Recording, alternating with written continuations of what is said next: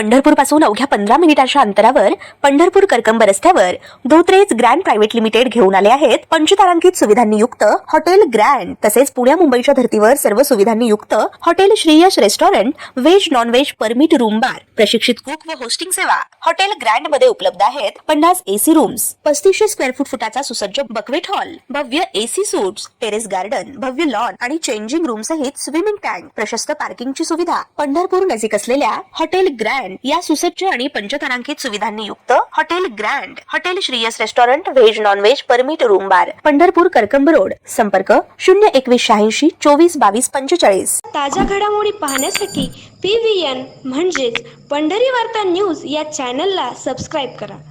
पंढरपूर परिसरामध्ये मोठे उद्योगधंदे MIDC नसल्यामुळे पंढरपूर शहरातील सुशिक्षित बेरोजगारांसमोर एकतर रोजगारासाठी मोठ्या शहरांकडे धाव घेणे, अन्यथा पंढरपुरात जिथे जागा भेटेल त्या ठिकाणी छोटे मोठे खोके टाकून उदरनिर्वाहासाठी एखादा व्यवसाय करणे, हाच पर्याय या सर्वसामान्य कुटुंबातील तरुणांसमोर उपलब्ध होत आला आहे। आणि यातूनच पंढरपूर शहरात अनेक ठिकाणी आपल्या उदरनिर्वाहासाठी खोकेधारक व्यवसाय करताना दिसून आले आहेत। परंतु या खोकेधारकांना कुठलेही संरक्षण नसल्यामुळे व अतिक्रमणाच्या नावाखाली केव्हाही मोठ्या प्रमाणात नुकसान होण्याची भीती असल्याने या छोट्या व्यावसायिकांच्या डोक्यावर कायम चिंतेची टांगती तलवार दिसून आली आहे। नवी पेठ परिसरामध्ये असलेल्या खोकेधारकांचे सुव्यवस्थित पुनर्वसन व्हावे, या ठिकाणी मिनी शॉपिंग सेंटरच्या माध्यमातून त्यांना ठराविक मोजमापाचे स्थायी स्वरूपात गाळे दिले जावेत, अशी मागणी सातत्याने होताना दिसून आली आहे। 2016 मध्ये याबाबत पंढरपूर नगरपालिकेत एक ठराव करण्यात आला होता, परंतु त्यावर पुढे अंमलबजावणी झाली नाही।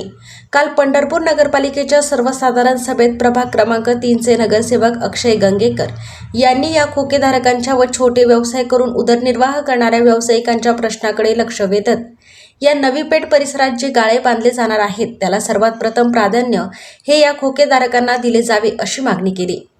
2022 मध्ये तत्कालीन जिल्हाधिकारी मिलिंद शंभरकर यांनी पंढरपूर विकास आराखडा सादर केला होता।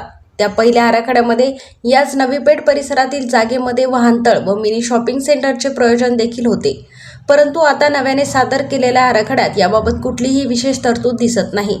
आता पंढरपूर नगरपालिका प्रशासनाने इथल्या खोकेधारकांना प्राधान्यक्रमाने गाळे देण्यासाठी योग्य ते नियोजन करावे, खोकेधारकांशिवाय इतरांना गाळे देताना प्राधान्यक्रम निश्चित करावा, अशी मागणी केली आहे।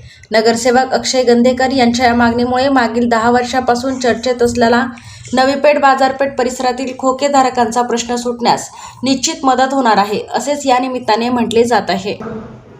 रस्त्यावरून जे डीएनचे फ्लेक्स आहे सगळे पुण्याचे नेत्यांचे समाजसेवकांचे कटाव करायला नाही त्याच्यावर गोल गेले आपल्या काढतात तिथं आणि ते फ्लेक्स काय लोकांना दाखवायला ठेवायचे का ते काढून घ्या ना ते कारवाई करता यावं।